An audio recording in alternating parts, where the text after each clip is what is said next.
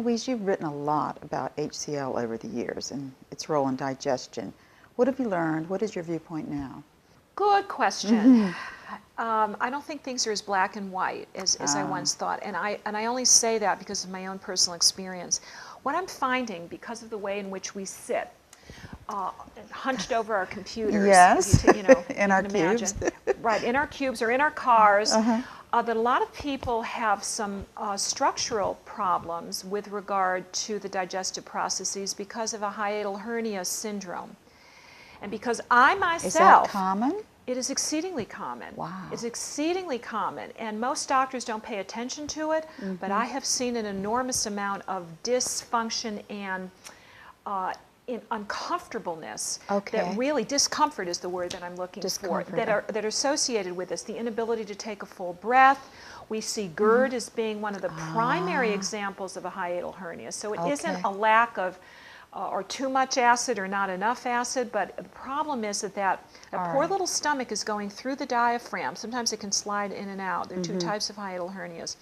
And therefore, you're feeling all of those digestive acids in the esophagus, whereby they shouldn't be splashing all the way up there. But that's because of a structural abnormality.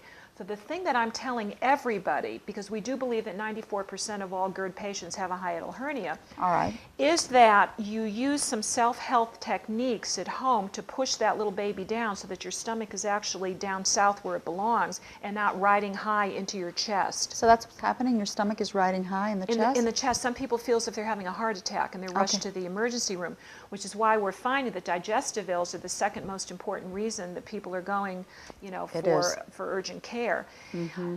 What I tell people to do is to use your hands and then to take a deep breath and start pushing down any little knobs or any little bumps until you start feeling gurgling in that stomach. You just put your little hands right over here towards the left, and you start pushing down gently so that you'll hear my stomach gurgling in a second. You start pushing it down until you hear almost like a little pop, and sometimes little adhesions break.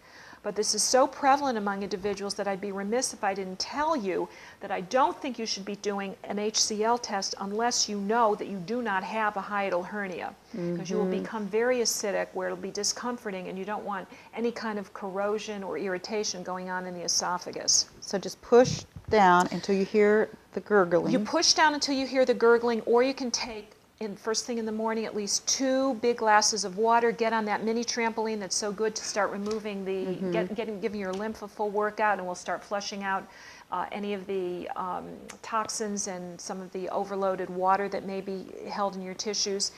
And that will also start to bring the stomach down, just jumping on it for 12 times. 12 times, and you'll push pushing this down. Deep breath, let it out, and keep following that breath all the way down until you hear that gurgling, and then you can feel the stomach almost dropping into place. But it's really prevalent. It's prevalent to the extent that a lot of people have anxiety because of it. They have tightness in their ribs, tightness in their back. I'm thinking of all my symptoms that I had until I figured this out. And so even seeing a naturopathic physician, sometimes even a chiropractor that can do the adjustment, it's a soft tissue adjustment, can be life-saving. So I don't think anybody has to have discomfort because of this. Now what happens is sometimes the valves remain open, and until the stomach is down, they're not closing properly. You know, and there's surprising elements about foods that I learned because of this whole hiatal hernia syndrome. And that is that there's certain foods that can keep important valves open rather than closed. And one of them was my favorite food, which is onions. Onions? Particularly raw onions, yeah. It can be very, very irritating to the lower esophageal sphincter, the LES, which should remain closed so that nothing can be splashing up into your esophagus. And when that remains open, chances are it's because not only because of the structural abnormalities that I'm talking about, but because you're eating too much of the onions, too much of the mints, whether peppermint tea or spearmint tea, will actually loosen that valve. Now this is interesting because we think that's good for digestion, but it will keep the valve too relaxed. And chocolate and coffee and alcohol. And those are all elements that I reduce in my program. So I was kind of delighted to find out, but that may be, you know, an impinging factor on your digestive processes. So those are things that we should not take in if we've got digestive problems and we know that the discomfort is someplace in the middle, upper chest, or lower left quadrant.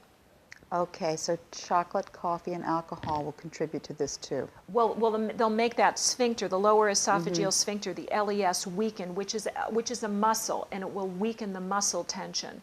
So to keep that nice and taut and tight, so we can keep your stomach acid where it belongs, you're going to want to lessen your intake of those particular foods. And the interesting thing is, Raina, as you and I both know, chocolate is the food of the 21st century. I mean, chocolate is good for everything. Well, it's not good for your sphincter and your muscles and your digestion. And it's a high source of copper, which is another topic that I hope we discuss. Okay. Well, what about the wine, you know? The resveratrol and everything, you have wine with your meal, the alcohol is going to irritate this? Alcohol can be very irritating. I mean, a little bit isn't going to be a problem. When we take 1 or 2 glasses a night, okay, you know, then I think we've got problems. And you can't get enough resveratrol in 1 or 2 glasses of wine. I mean, those are 5 bottles. yeah, sounds good to me. But not good for your LES, not good for your muscles and your digestion, and that ultimately will be impacting this hiatal hernia syndrome, which is something that I think people really need to look into. I think so. And then the coffee, is it the coffee, is it the caffeine or the acidity? I have a feeling it's the acidity, because That's what I would people think, yeah. don't recognize, it's highly acidic. And if you drink a decaf coffee, they choose the more acidic beans to Actually, they did. to kind of substitute for the lack of caffeine. So you need more taste value. That becomes more acidic. Yeah, so you really want to be careful. And alcohol, we know, is acidic. Right. Chocolate, I'm not sure what the mechanism is there, but I can tell you that that is definitely one of the all-time Well, the worst sugar would foods make for it that. acidic. I mean, And excessive amounts of sugar, too, which is the most acidic of all. thank you, Ann Louise. You're welcome.